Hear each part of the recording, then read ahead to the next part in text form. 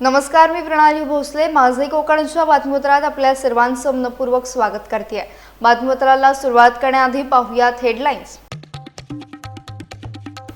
रघुवीर घाट महिनाभर पर्यटकांसाठी बंद. दरडी आणि रस्ता खचल्याने वाढला धोका. 10 ऑगस्टपर्यंत पर्यटनाला बंदी. भूस्खलनाच्या छायेत कोळंबे हायस्कूल. 400हून अधिक विद्यार्थ्यांचा प्रश्न. डोंगर खचल्यानं वाढली धोक्याची घंटा. मुसळधार पावसाने मूर्ती उद्योगाला फटका. कारखान्यात पाणी शिरून लाखोंचं नुकसान. शासनाकडे तातडीच्या मदतीची मागणी. आणि अशैक्षणिक कामांविरोधात शिक्षकांचा मोर्चा. हजारो शिक्षकांची जिल्हा परिषदेत धडक. शाळा बंद ठेवत आंदोलनात सहभाग. पाहूया सविस्तर वृत्त. रत्नागिरी आणि सातारा जिल्ह्यांना जोडणाऱ्या खेड तालुक्यातील रघुवीर घाटात अतिवृष्टी आणि ढगफुटी सदृश पावसामुळे मोठं नुकसान झालंय. घाटातील 3 ते 4 ठिकाणी प्रचंड दरडी कोसळल्याने रस्ता, माती, दगड आणि झाडांनी पूर्णपणे बंद झालाय. एवढंच नव्हे तर एका अवघड वळणावर 2 ठिकाणी रस्त्याचा मोठा भाग थेट खोल दरीत वाहून गेला असून घाटातून वाहतूक पूर्णपणे विस्कळीत झाली आहे. सध्या मार्गावर वाहन चालवणे तर दूरच पायी प्रवास करणे देखील अत्यंत धोकादायक बनले आहे. घाट माथ्यावर अजूनही अनेक ठिकाणी मोठ्या दरडी निसरड्या अवस्थेत असून त्या कोणत्याही क्षणी कोसळण्याचा धोका कायम आहे. दरम्यान धबधबे पाहण्यासाठी काही पर्यटक घाट परिसरात येत असले तरी प्रशासनाने कोणताही धोका पत्करू नये असं आवाहन केलंय. सुरक्षिततेच्या दृष्टीने रघुवीर घाट तात्पुरता पर्यटकांसाठी बंद करण्याचा निर्णय घेतला जात असल्याची माहिती देण्यात आली. रस्त्याचे झालेले मोठे नुकसान पाहता पूर्ववत होण्यासाठी अनेक महिने लागू शकतात असा प्राथमिक अंदाज व्यक्त करण्यात येतोय. कोकणातील लाखो पर्यटकांसाठी चिंता आणि निराशेची बातमी आहे. रत्नागिरी आणि सातारा जिल्ह्यांना जोडणारा तसेच कोयना बॅकवॉटर आणि सह्याद्री व्याघ्र प्रकल्प परिसरातील प्रमुख पर्यटन स्थळ असलेला खेड तालुक्यातील रघुवीर घाट पुढील 1 महिना पर्यटकांसाठी बंद ठेवण्यात आलाय. गेल्या 2 दिवसांपासून झालेल्या ढगफुटी सदृश मुसळधार पावसानंतर घाटातील अनेक ठिकाणी रस्ता खचला असून दरडी कोसळल्यामुळे परिसर धोकादायक बनला आहे. या पार्श्वभूमीवर जिल्हा प्रशासनाने सुरक्षिततेच्या दृष्टीने 9 जुलै ते 10 ऑगस्ट 2026 या कालावधीत रघुवीर घाट पर्यटनासाठी बंदी लागू केली आहे. या कालावधीत घाट माथ्यापलीकडील गावांकडे जाणारी एसटी बस सेवा आणि स्थानिक ग्रामस्थांना वगळता इतर कोणालाही पर्यटनासाठी प्रवेश दिला जाणार नाही. याबाबतचे आदेश खेडच्या उपविभागीय अधिकारी श्रीमती वैशाली पाटील यांनी जारी केलेत. पर्यटकांचे प्रमुख आकर्षण असलेला रघुवीर घाट तब्बल महिनाभर बंद राहणार असल्याने निसर्गप्रेमी आणि पर्यटकांमध्ये मोठी निराशा व्यक्त केली जाते. रत्नागिरी जिल्ह्यातील संगमेश्वर तालुक्यातील कोळंबे हायस्कूल सध्या भूस्खलनाच्या धोक्याच्या छायेत आलंय. गेल्या काही दिवसांपासून सुरू असलेल्या मुसळधार पावसामुळे शाळेलगतच्या डोंगराचा मोठा भाग खचला असून विद्यार्थ्यांच्या सुरक्षेचा प्रश्न ऐरणीवर आलाय. 5वी ते 12वी पर्यंत शिक्षण घेणारे 400हून अधिक विद्यार्थी या शाळेत शिक्षण घेत आहेत. मुंबई गोवा राष्ट्रीय महामार्गालगत असलेल्या डोंगराची चुकीची कटाई झाल्यामुळे हा धोका वाढल्याचा आरोप करण्यात येतोय. शाळा उभी असलेल्या डोंगराचा सुमारे 150 मीटरचा भाग खचल्याचे सांगितले जात आहे. शाळा प्रशासनाने वारंवार आवाज उठवूनही प्रशासनाकडून अपेक्षित दखल घेतली जात नसल्याची खंत व्यक्त केली जाते. दरम्यान राष्ट्रीय महामार्ग प्राधिकरणाकडून शाळेचे बाथरूम बंद करण्याच्या नोटिसा देण्यात आल्याचे देखील सांगण्यात आले. भूस्खलन झाल्यास संपूर्ण शाळा ढिगाऱ्याखाली गाडली जाण्याची भीती व्यक्त करण्यात येत असून तातडीने सुरक्षात्मक उपाययोजना करण्याची मागणी करण्यात येत आहे. कोळंबे परिसर विद्याप्रसारक मंडळ कोळंबे, तालुका संगमेश्वर, जिल्हा रत्नागिरी मी अध्यक्ष आहे. आम्ही वारंवार शासनाकडे या गोष्टीचा म्हणजे लँडस्लाईड होऊन शाळेला धोका निर्माण होणार आहे हे पहिलंच पत्र 2025ला दिलेलं होतं. तिथपासून आजपर्यंत कलेक्टर साहेबांना पण पत्र दिलेलं आहे. तरी ती रोडपासून 100 फूट उंचीवर तरणीवर शाळा आहे आणि तिथेच गटारीज आणि बाथरूम तिथे सगळं आहे. तरी शासनाला वारंवार विनंती करून कलेक्टर साहेबांना मी हे पत्र पण दिलेलं होतं की आम्हाला नाईलाज असतो, उपोषण करायला लागेल, रोड बंद करायला लागेल. तरी पण त्यांनी आज तागायत कुठलाही शासकीय अधिकारी किंवा कर्मचारी इथे कोणी आलेलं नाही, हे बघायला पण आलेलं नाही.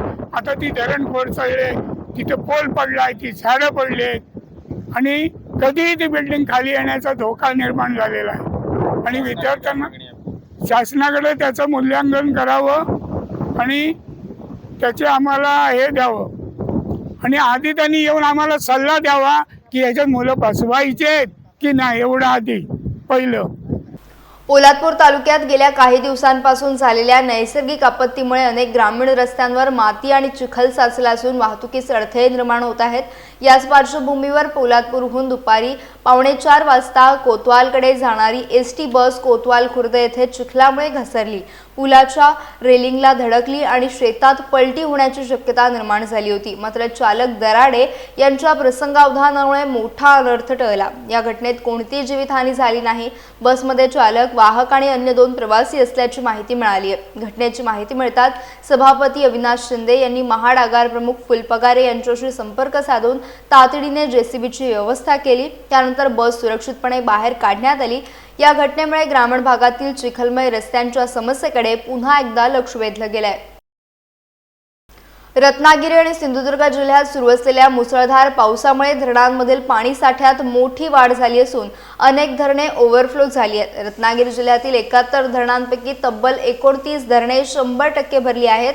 तिडे, पंचनदी, शिरवली आणि कोंडिवली यांसह 25 धरणांनीही पूर्ण क्षमतेचा टप्पा गाठलाय. याशिवाय 5 धरणांमध्ये 80%हून अधिक पाणीसाठा झालेला आहे. खेड तालुक्यातील नातुवाडी धरणात 67.49%, संगमेश्वरमधील गड नदी धरणात 80.8%, राजापूरमधील अर्जुन मध्यम प्रकल्पात 72.32%, तर लांजातील मुचकुंदी प्रकल्पात 83.11% पाणीसाठा नोंदवण्यात आला. रत्नागिरी जिल्ह्यातील सर्व धरणांमध्ये मिळून 68.87% पाणीसाठा झालेला आहे. दरम्यान सिंधुदुर्ग जिल्ह्यातील 23 धरणांपैकी 8 धरणे 100% भरली असून सततच्या पावसामुळे जलसाठ्यात आणखी वाढ होत आहे. रत्नागिरीत शिक्षकांच्या विविध प्रलंबित मागण्यांसाठी आणि अशैक्षणिक कामांच्या निषेधार्थ गुरुवारी हजारो शिक्षकांनी विराट मोर्चा काढला. जिल्ह्यातील शाळा बंद ठेवत शिक्षकांनी सकाळी माळनाका येथून जिल्हा परिषद कार्यालयापर्यंत मोर्चा काढत जोरदार घोषणाबाजी केली. यावेळी मतदार यादी पुनर्निरीक्षण आणि बूथ लेव्हल ऑफिसर म्हणजेच BLO सारख्या अशैक्षणिक कामांमुळे अध्यापनावर परिणाम होत असून शिक्षकांवर अतिरिक्त ताण येत असल्याचे सांगण्यात आले. त्यामुळे अशा कामातून शिक्षकांची पूर्णपणे मुक्तता करण्यात यावी अशी प्रमुख मागणी करण्यात आली. याशिवाय सेवेत असलेल्या ज्येष्ठ शिक्षकांसाठी TETची अट शिथिल करावी, सेवेतील अस्थिरता दूर करावी आणि सेवा ज्येष्ठतेनुसार पात्र शिक्षकांना तातडीने पदोन्नती द्यावी अशी देखील मागणी करण्यात आली.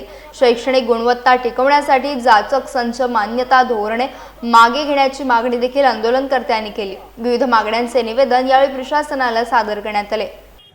आज आम्ही शासनाला विनंती करण्यासाठी आलो जे आमच्यावर अन्याय करतात तो अन्याय आता आम्हाला सहन करण्याची ताकद आमच्याकडे राहिलेली नाही.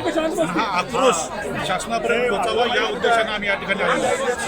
यापुढे जर शासनाला ज्या आता आमच्या मागण्या आहेत आमच्या बंधूंनी सांगितलं की TET सारखा विषय असेल, BLO सारखा विषय असेल, त्यासोबतच या ठिकाणी जी बाकीचे शैक्षणिक जी कामं आहेत त्या कामातनं जर आम्हाला या आंदोलनाच्या माध्यमातून जर मुक्तता नाही मिळाली तर यापेक्षा देखील तीव्र आंदोलन, आत्मक्लेश आंदोलन, उपोषणाचा मार्ग असेल, त्या ठिकाणी रास्ता रोको असेल, अशा पद्धतीचे जे जे संविधानिक मार्ग आहेत आंदोलनाचे ते आंदोलनाचे मार्ग निश्चितपणे आम्ही या ठिकाणी स्वीकारू. त्यामुळे शासनाला आमचे हात धरून नम्रतेची विनंती आहे. कर्मचाऱ्याचा, शिक्षकाचा अंत पाहू नका. TETची सक्ती आहे ती रद्द करा. महाराष्ट्र शासनानं सर्वोच्च न्यायालयामध्ये कुठेही प्राथमिक शिक्षकांची बाजू लावून धरली नाही. मी सर्वोच्च न्यायालयाचा जो सन्मान आहे तो सन्मान राखून मी म्हणतो की कायदा 2009 साली आला, शिक्षण हक्क कायदा 2009 साली आला, पण त्यापूर्वी लागलेल्या शिक्षकांना पूर्वलक्षी प्रभावानं या ठिकाणी तुम्ही TETची सक्ती करत असाल तर ते योग्य नाही. TETची परीक्षा जी आहे वयोवृद्ध असलेल्या शिक्षकांना TET द्यावी लागते. अनेक वर्ष शिकवणाऱ्या विद्यार्थ्यांची शिक्षकांची आज परीक्षा घ्यायची. त्यांनी इंजिनियर्स, डॉक्टर्स, पदाधिकारी अनेक विद्यार्थी घडवले. त्या शिक्षकांच्या हेच पदाधिकारी जे परीक्षा घेण्याचं हाड घालत आहे चुकीचं आहे. सर्वोच्च न्यायालयाला ही बाजू समजावून सांगितली पाहिजे राज्य शासनाने.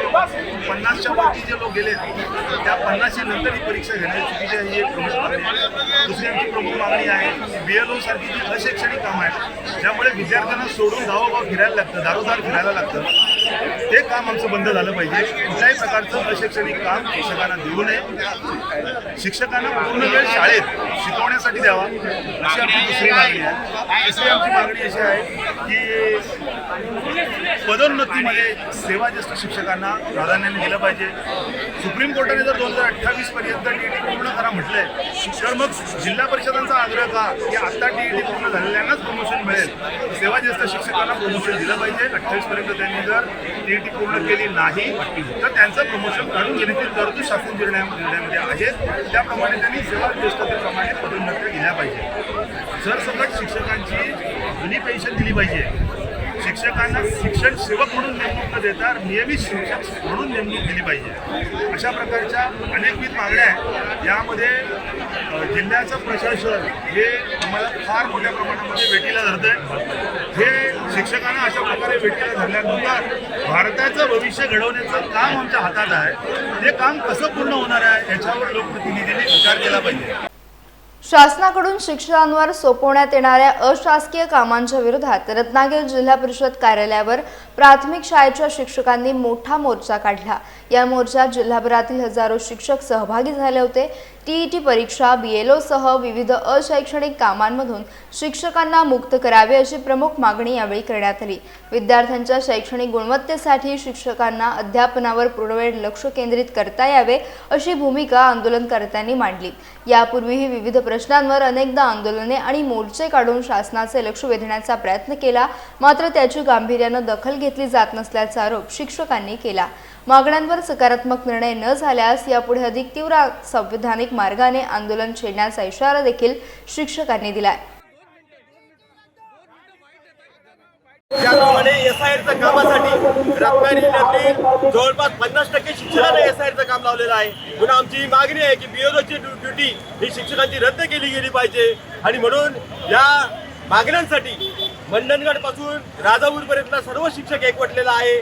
आणि मराठी शाळेतल्या या ग्रामीण भागातल्या शाळा बंद पडू नयेत यासाठी आम्हाला पुन्हा आंदोलन करावं लागलं सरकारला जाग येण्यासाठी. तरी आम्ही तीव्र भूमिका या निमित्ताने घेतलेली आहे. महाड नगर परिषदेचे मुख्याधिकारी धनंजय कोळेकर यांच्यावर झालेल्या मारहाणीच्या घटनेच्या निषेधार्थ पेण नगर परिषदेच्या कर्मचाऱ्यांनी अर्धा दिवस लेखणी बंद आंदोलन केले. 8 जुलै रोजी पाणी प्रश्नावरील वादातून भाजपचे नगरसेवक सूरज बामणे यांनी मुख्याधिकारी धनंजय कोळेकर यांच्यावर हल्ला केल्याचा आरोप करण्यात आलाय. या घटनेच्या निषेधार्थ पेण पालिकेतील विविध विभागातील अधिकारी आणि कर्मचारी आंदोलनात सहभागी झाले होते. यावेळी कर्मचाऱ्यांनी निषेधाच्या घोषणा देत संबंधित हल्लेखोरावर कठोर कारवाईची मागणी केली. लेखपाल किरण शहा यांनी मुख्याधिकाऱ्यांसोबत घडलेली घटना दुर्दैवी असल्याचे सांगत दोषींवर तातडीने कारवाई करण्याची मागणी केली. तसेच जिल्हाधिकारी कार्यालयाकडे निवेदन देऊनही योग्य दखल घेतली जात नाही तर कर्मचारी संघटनेच्या आदेशानुसार भविष्यात पूर्णवेळ कामकाज बंद ठेवून आंदोलन करण्यात येईल असा इशारा देखील त्यांनी दिला. या आंदोलनामुळे राज्यातील पालिका कर्मचाऱ्यांमध्ये या घटनेबाबत तीव्र नाराजी असल्याचे दिसून आले. रत्नागिरी जिल्ह्यातील खेड तालुक्यातील कळबणी गावात मुंबई गोवा राष्ट्रीय महामार्गालगत सुरू असलेल्या कथित अनधिकृत भंगार गोदामाचे प्रकरण अधिकच चर्चेत आले आहे. स्थानिक ग्रामस्थांच्या तक्रारीनंतर या ठिकाणची बातमी माझे कोकणने प्रसारित केली होती. त्यानंतर या गोदामातील काही साहित्य घाईघाईने अन्यत्र हलवण्याची हालचाल सुरू झाल्याचे दिसून आले. दरम्यान या गोदामात लोटे MIDCतील विविध कारखान्यांमध्ये वापरली जाणारी प्रेशर मशिनरी तसेच इतर संशयास्पद साहित्य साठवून ठेवण्यात आल्याचा गंभीर आरोप ग्रामस्थांनी केला. या साहित्याची कायदेशीर नोंद आहे का, त्याचा स्रोत काय आहे आणि संबंधित विभागांनी याची चौकशी केली आहे का, असे अनेक प्रश्न उपस्थित करण्यात आले. या संपूर्ण प्रकरणाची निष्पक्ष चौकशी करून संबंधितांवर योग्य कारवाई करण्याची मागणी ग्रामस्थांनी केली आहे. मात्र ग्रामस्थांनी केलेल्या आरोपांची अधिकृत पुष्टी अद्याप झालेली नसून प्रशासन या प्रकरणात नेमकी काय भूमिका घेणार याकडे सर्वांचं लक्ष लागलं आहे. ह्याचा आम्हाला भंगारच्या व्यवसायाचा प्रचंड त्रास होतोय. ह्याला आम्ही वारंवार कंप्लेंट केलेली आहे, तक्रार पण केलेली आहे की तुम्ही हा जो व्यवसाय हा इथनं उचला.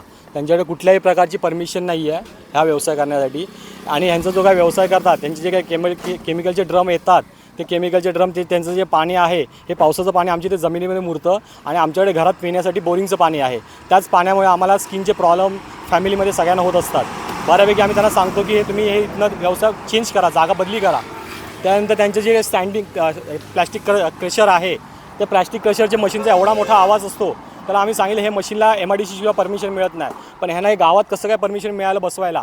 त्या मशीनचा एवढा मोठा आवाज आहे की त्या आवाजामुळे आमच्या घरात मुलांना अभ्यास करायला त्रास होतो, आम्हाला घरात शांती मिळत नाही. त्याच्यामुळे आम्ही त्यांना सांगितलं हे मशीनचं तुम्ही इथनं बंदोबस्त करा आणि हे मशीन उचला, हे भंगारचा व्यवसाय इथनं चेंज करा. यामुळे आमच्या गावाचा जे काय शोभा आहे त्या शोभा आमची खराब होते गावाची. त्यानंतर ह्यांचे भंगारसाठी मोठमोठे ट्रक येत असतात, हे ट्रकमुळे इथे रस्त्यावरती अपघात होण्याचे चान्सेस आहेत, हेही आम्ही त्यांना वारंवार सांगितलेलं आहे. त्यानंतर इथे मोठा चिखलाचा त्रास होतो यांचा, आणि हे यांचं जे काय घाण पाणी आहे, सांडपाणी, हे काय यांची जी काय माणसं राहणारी आहेत त्यांची कुठल्याही प्रकारची व्यवस्था नाही आहे. ही माणसं इथेच प्लॅस्टिकच्या पाठीमागे आडोशाला संडास बाथरूम सगळं करत असतात. ह्यांना कुठल्याही प्रकारचं बाथरूम नाही, संडास नाही, टॉयलेट नाही, स्वच्छतेचा कुठलाही यांच्याकडे अभाव आहे. तर आम्ही त्यांना वारंवार सांगितलेलं आहे जे काय तुमचा भंगारचा व्यवसाय आहे तो हा इथनं तुम्ही चेंज करा, जागा बदली करा तुम्ही. ह्याची आम्ही गावात सरपंचांनाही पोलीस पाटलांनाही कंप्लेंट केलेली आहे. ओके, आम्ही आता ह्याची लेखी कंप्लेंटही द्यायला तयार आहे मी, आणि हा व्यवसाय लवकरात लवकर इथनं हटवावा ही आमची मागणी आहे. गणेशोत्सव अवघ्या काही दिवसांवर येऊन ठेपला असताना पेण तालुक्यातील हमरापूर विभागातील गणेश मूर्ती उद्योगावर मुसळधार पावसामुळे मोठे नैसर्गिक संकट कोसळले आहे. तांबडशेतसह परिसरातील अनेक गणेश मूर्ती कारखान्यांमध्ये पावसाचे पाणी शिरल्याने तयार तसेच अर्धवट अवस्थेतील शेकडो गणेश मूर्तींचे मोठ्या प्रमाणावर नुकसान झाले असून कारखानदारांचे लाखो रुपयांचे आर्थिक नुकसान झाले. या पार्श्वभूमीवर भाजपचे तालुका महामंत्री तथा रायगड जिल्हा परिषद आरोग्य व पशुसंवर्धन समितीचे सभापती वैकुंठ पाटील यांनी नुकसानग्रस्त कारखान्यांना भेट देत पाहणी केली. तांबडशेत येथील आशीर्वाद आर्ट या कारखान्यातील नुकसानीची माहिती मालक वैभव ठाकूर यांनी दिली. पावसामुळे अनेक मूर्ती खराब झाल्या असून काही मूर्ती विरघळण्याच्या स्थितीत असल्याचं त्यांनी सांगितलं. हमरापूर विभागातील बहुतांश कारखान्यांना याचा फटका बसल्याचा दावा करत तातडीने पंचनामे करून नुकसान भरपाई जाहीर करण्याची मागणी कारखानदारांनी केली आहे. महागाई, कच्च्या मालाच्या वाढलेल्या किमती आणि अतिवृष्टीमुळे गणेश मूर्ती उद्योगासमोर दुहेरी आर्थिक संकट उभे राहिल्याचं देखील यावेळी सांगण्यात आलं. कारखानदारांचे पण नुकसान झाले आहेत. त्याने आता सेटअप बोलून आम्ही उभं केलेत, त्यांचे पूर्ण सेटअपच ऑन गेले आहेत. त्याच्यामुळं आमची एकच सरकारला विनंती, सर्वांना त्याचा म्हणजे थोडासा सहकार्य सरकारने आम्हाला करून आम्हाला मदत करावी हीच आम्हाला विनंती आहे सरकार. गणपती कारखानदारांचं फार मोठं नुकसान झालं आहे. खरं म्हटलं तर या ठिकाणी पंचनाम्याचे आदेश तहसीलदारांनी दिलेले आहेत आणि जितपणे जास्त नुकसान झालं आहे त्याला भरपाई मिळाली पाहिजे. त्या अनुषंगाने त्या ठिकाणी कामसुद्धा चालू झालेलं आहे. मला माहिती आहे पाणी जे आहे ते जवळपास 1400 ते 1500 मिलीमीटर पाऊस हा गेल्या 3-4 दिवसामध्ये पडलेला आहे. त्याच्यामुळे ज्याप्रमाणे ढगफुटी होते त्याप्रमाणे पाऊस पडलेला आहे. आणि या पावसामुळे आज आपण बघितलं तर पाताळगंगेची जे काय पात्र आहे ते पात्र पूर्ण खोपोलीपासून अगदी भीमाशंकरच्या पायथ्यापासून येणारं पाणी ते पूर्णपणे या भागातील रावे असू द्या, दादर असू द्या, तांबडशेत असू द्या, कोपर असू द्या, हनुमानपाडा असू द्या, डावरा असू द्या, सोनकार असू द्या, उन्हाळी असू द्या, कळवे असू द्या, या सर्व गावांना विशेष करून जास्त फटका बसलेला आहे. तांबडशेतमधून आपण बघितलं तर 3 दिवसापूर्वी बघितलं तर या ठिकाणी पूर्ण या गावांचा संपर्क तुटला होता. तांबडशेतमध्ये सुद्धा अत्यंत भयानक अशी परिस्थिती या ठिकाणी निर्माण झालेली होती. निश्चितपणे सरकारच्या माध्यमातून गणपती कारखानदारांना ज्यांचं खरोखर नुकसान झालं त्यांना या ठिकाणी मदत होईलच. परंतु या सगळ्या गोष्टीमध्ये आम्ही त्यांच्यासोबत आहोतच आणि कारखानदारांच्या पाठीशी उभं राहण्याचं या ठिकाणी आपल्याला अभिवाचन देतो. रोहा तालुक्यातील राजकारणात महत्त्वाची घडामोड घडली आहे. शिवसेनेचे माजी तालुका प्रमुख ॲडव्होकेट मनोज कुमार शिंदे यांनी राष्ट्रवादी काँग्रेस पक्षात प्रवेश करण्याची घोषणा केली आहे. खासदार सुनील तटकरे आणि मंत्री अदिती तटकरे, आमदार अनिकेत तटकरे यांच्या नेतृत्वावर विश्वास व्यक्त करत त्यांनी हा निर्णय घेतल्याचे पत्रकार परिषदेत सांगितले. यावेळी त्यांनी आमदारांनी आपल्यावर विश्वास न ठेवल्याचा आरोप करत हकालपट्टीनंतर 6 महिने रोहा तालुक्याला तालुका प्रमुख नियुक्त करता आला नसल्याची टीका केली. रोहा, पेण आणि सुधागडमध्ये देखील तालुका प्रमुख नियुक्त न होणे हे पक्षाचे अपयश असल्याचे त्यांनी म्हटले. रोह्यात शिवसेनेची संघटना उभारण्यात आपला मोठा वाटा असल्याचा दावा करत अनेक पदाधिकारी आणि कार्यकर्ते देखील राष्ट्रवादी काँग्रेसमध्ये प्रवेश करणार असल्याचं त्यांनी सांगितलं.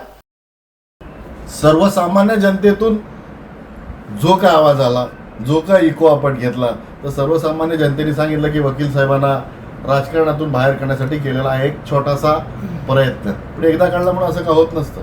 आमची नाळ ही त्या माणसांची कायम जोडलेली राहते आणि जुळूनच राहील, त्याच्यात कोणतीही शंका नाही. कारण मी केलेला काम असू द्या, वकिलीच्या माध्यमातून असू द्या, समाजकार्य दृष्टिकोनातून असू द्या, राजकारणातून असू द्या, खेळांच्या माध्यमातून असू द्या, किंवा अनेक महिलांसाठी केलेले कार्यक्रम असतील, वेगवेगळ्या कार्यक्रमांच्या माध्यमातून मी घेतलेली जो काय वसा आहे हा कायम चालू ठेवण्याच्या दृष्टिकोनातून आपल्याला कुठेतरी निर्णय घ्यावा लागतो आणि तो निर्णय आम्ही घेतला आहे.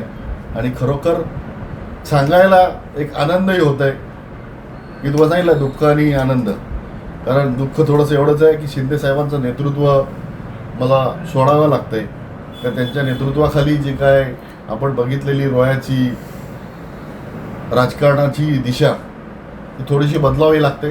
पण मलाही समजतं आहे की शिंदे साहेबांसारखंच एक दुसरं नेतृत्व जे रायगडचे खरोखर जादूगार जे बोललेत आणि खरोखर जादूगार आहेत, हे तुम्ही सगळ्यांनी बघितलं. स्वतःला म्हणून घेणारे जादूगार त्यापेक्षा लोक ज्यांना जादूगार म्हणतात हे महत्त्वाचं आहे.